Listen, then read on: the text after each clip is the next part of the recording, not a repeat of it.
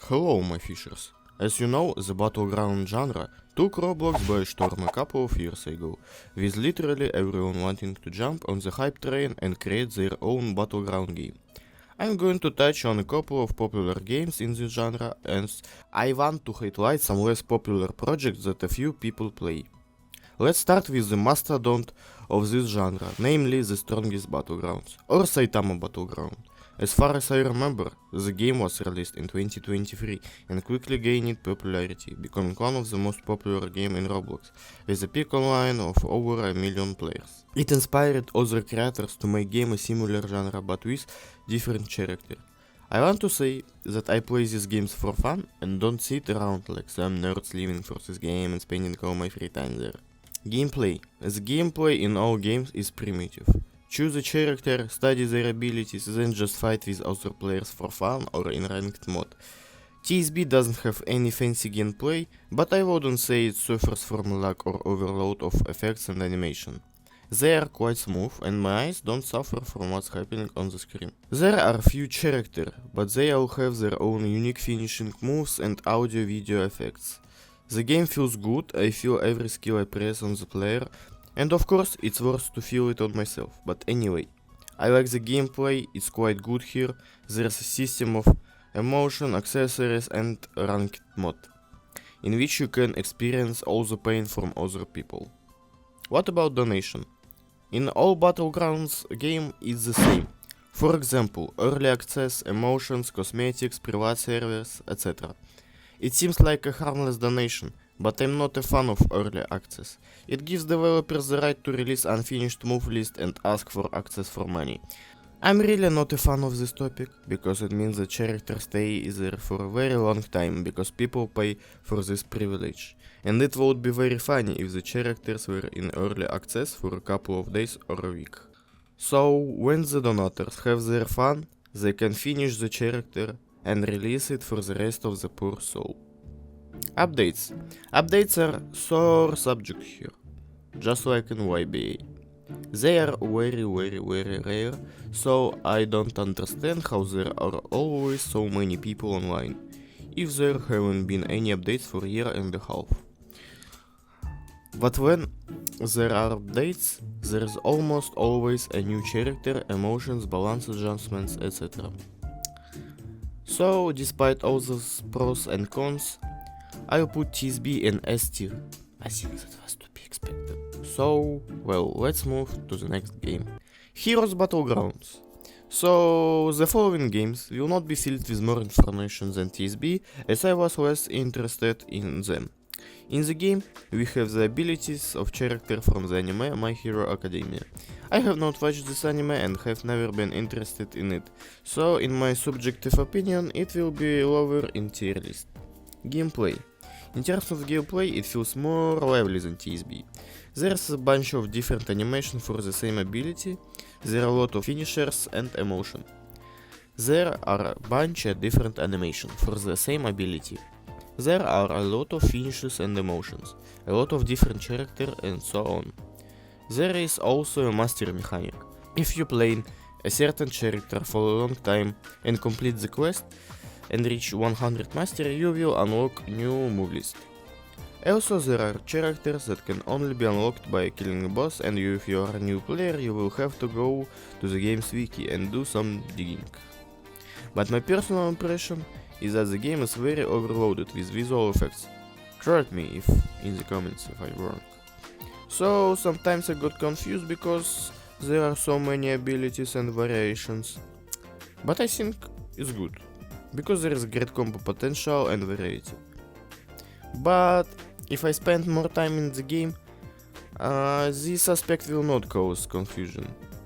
As for updates, they come regularly here, better than TSB, thus preventing boredom in the game by adding something new. So, Hero Battleground will enter tier A. It's not a bad game, but in my subjective opinion it's below TSB because of anime itself from which the abilities are taken. They're not bad, don't get me wrong, it's just personally I don't like My Hero Academia, but otherwise the game is good. FNAF Battleground. Oh, where has this taken me, guys? Oh my god. To be honest, I don't know what kind of person would come up with this idea of creating a battleground game based on the FNAF universe. Oh, well, after playing this game for an hour, I realized that it was just game made by Big FNAF fan, for fun while he drank. It may look good on the outside, but the abilities are just ridiculous. As you can see, a not smart person, dogshit player I'd say, spamming me with all his skills, and I can't do anything about it. This motherfucker purchased early access and it has an extremely broken character. But after I play a little more, I realize there is simply no balance here, because there is character in the game called Wizard Foxy who can become a pro in 5 minutes and destroy all the poor souls. But as you can see, the young toxic idiot was punished me by 4, so he got a warning and maybe never do this again, I think, but no. The game goes to the bottom of our list, as there is nothing interesting in it, and it is not worth spending your time on this game. JoJo Robbery, battleground game based on the JoJo universe, so this is great, because I'm JoJo fan, as you can see on the channel. But I think I saw a game similar to this on TikTok, but it looked better. I don't remember what this game called, but write me in comments. What can I say about this game? There are only 3 stands: Gold Experience, King Crimson and Star Platinum. The first one, in my opinion, is very weak and easily countered by the other stands. The combat just okay, and it's not super good and not super bad. I think it's worth playing for snack with friends. There aren't many stands here yet, and there is no competitive mode, probably because the game was recently released and has not gained much popularity. There is a new mechanic called Special Ability. You can choose it yourself. It can be counter, a beam from your hands, or you can ram your opponent. Well, that's really all there is to it. I don't even know what else to say. I put it higher than FNAF on my list, because even though it's inferior in some ways, I like the style better. Marvelous Playground. Well, I stumbled upon this game a long time ago with my friends. There are many characters from various games, movies, TV series, etc.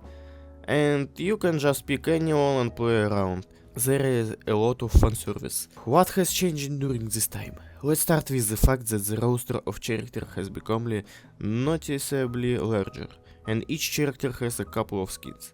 The skins here are like separate characters with different models, voice acting and everything else. Choose any character and start playing. What about the combat? It's simple, spammy and quite casual. I would say it's an M1 stance simulator. Almost every character has 4 moves, 2 attacks, 1 counter and 1 finisher. But different characters may have different moves, as well as a special move for a separate button. It can be either a grab or jump, you got the idea, yo. I don't even know what else to say about it. The game is simply made for fans to play with friends. There are many characters that will keep you entertained and I think it's worth setting aside a couple of evenings to play with friends. On the tier list I put in the middle. This game was played with friends for fun, yo.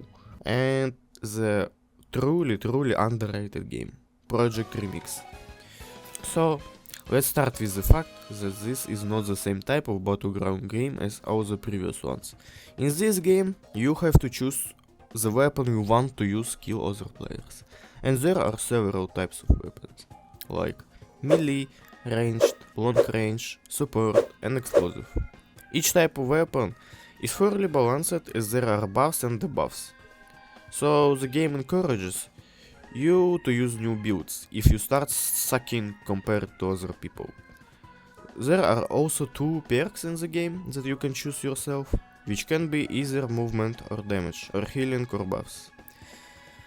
Also, this game have an ultimate ability, which fills up after you accumulate points from kills, and it can be anything, similar to perks. It can be an ultimate that kills everyone you approach, or large bubble to save yourself or bear trap with detonator. In general, there is a lot of variety here. There are also several game modes such as free for all, team deathmatch, capture the flag, capture. Why do you come here? Welcome. Point, and something like Battle Royale you can see on my gameplay. The game is very well made and high quality, with animation, sounds, music and weapon impact that all feel great. It has its own vibe, which is emphasized in all aspects of the game. On game currency, to get customization items and most importantly without donation. So this is first game without Game Pass, I think. Imagine my surprise when I went to store and found no offers for Roblox and in game itself. And with all these adventures, the game has very little online presence, which is quite unfair to see when you can see the one person is trying hard and getting almost nothing, while another type can make some kind of shitty simulator and get a million donations and million online players. And according to the tier list, this game deservedly gets an S tier. So guys, after this video ends, play this game and I think you get fun with it. I haven't played all the Battle Royale games, but if you like this video, I will make a second part where I will play the remaining Battle Royale games. Well, that's all for now. Like this video, write in the comments my good English, and bye bye.